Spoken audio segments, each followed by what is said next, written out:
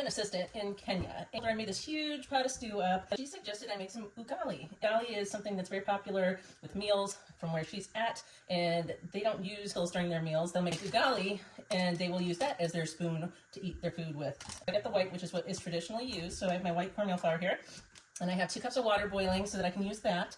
And you're supposed to introduce the flour into the water and stir it around and keep stirring it as you cook the ugali. Stir it all around until it gets incorporated. And from what I had read and watched some videos of, it'll start to pull itself together as the water sort of evaporates as you cook the ugali on the stovetop.